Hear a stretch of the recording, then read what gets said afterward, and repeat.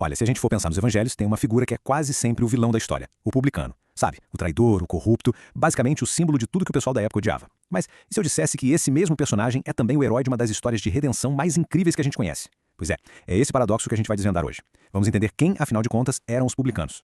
Então bora fazer um exercício rápido de imaginação. Pensa que a gente tá andando pelas ruas da Judéia, lá no século I. Quem seria aquela pessoa que quando aparecesse todo mundo ia atravessar a rua só pra não cruzar com ela, sabe? Aquela pessoa que seria alvo de cochichos, de olhares de puro desprezo? A resposta pra essa pergunta, olha, diz muito sobre como a sociedade vivia tensa naquela época. E essa pessoa era o publicano, basicamente um coletor de impostos para o Império Romano. Só que aqui que tá o pulo do gato, o detalhe que muda tudo. Eles não eram romanos, não eram estrangeiros, eram judeus. Judeus recrutados para arrancar dinheiro do seu próprio povo, dos seus vizinhos, dos seus irmãos, para financiar o exército que os oprimia. Era traição em pessoa todo santo dia. Mas, olha, não era só uma antipatia, não. Era um ódio profundo mesmo, sabe? Com raiz. E o mais interessante é que não era só por causa do dinheiro. Era uma combinação, assim, explosiva de coisas que faziam deles os grandes vilões da sociedade. Vamos entender melhor essa anatomia do ódio.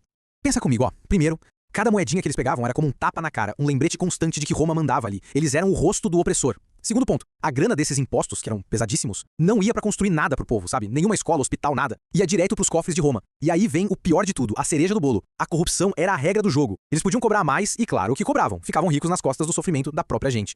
E qual foi o resultado disso tudo? Simples. Eles não eram só impopulares, eram vistos como traidores. Traidores da nação, da fé, de tudo. Eram jogados no mesmo saco dos piores pecadores públicos, sabe?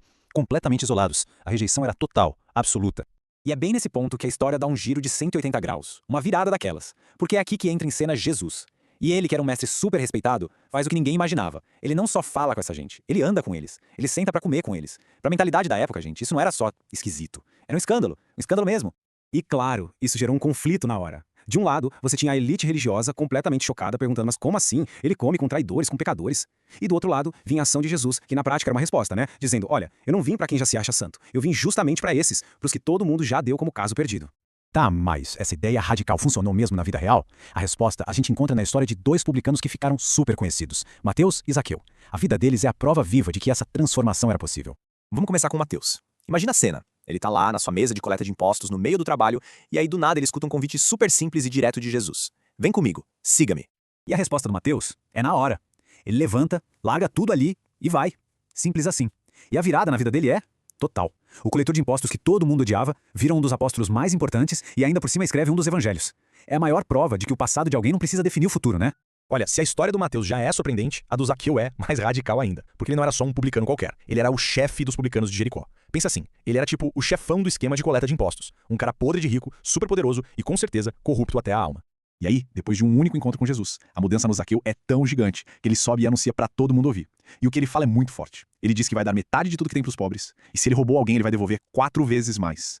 Isso, gente, não é só um foi mal. É arrependimento na prática, é ação. Ok, mas e aí? O que a história desses traidores que mudaram de vida tem a dizer pra gente hoje em dia? A mensagem que sai dessas histórias antigas é, na verdade, super atual. É universal. Dá pra tirar umas lições bem fortes daqui. A primeira é que, olha, ninguém tá perdido pra sempre. Sempre tem volta. A segunda lição, que o Zaqueu ensina pra gente, é que se arrepender de verdade não é só falar, é fazer. É ir lá e consertar o estrago. Terceiro, essa ideia de graça meio que obriga a gente a olhar pros nossos próprios preconceitos, né? E por último é aquele lembrete básico, não julgue pela capa. A gente nunca sabe a história inteira por trás de alguém. E é assim que a figura do publicano, que era o símbolo da traição, da corrupção, vira a casaca completamente. Ele se torna um dos maiores exemplos de que é possível se redimir, de que sempre existe a chance de um novo começo. E tudo isso nos leva a uma última reflexão. A história desses publicanos quebrou os maiores preconceitos daquela época. A pergunta que fica no ar é, e hoje? Quem é o publicano da nossa sociedade? Qual é a barreira ou preconceito que essa mesma mensagem desafia a gente a quebrar agora mesmo?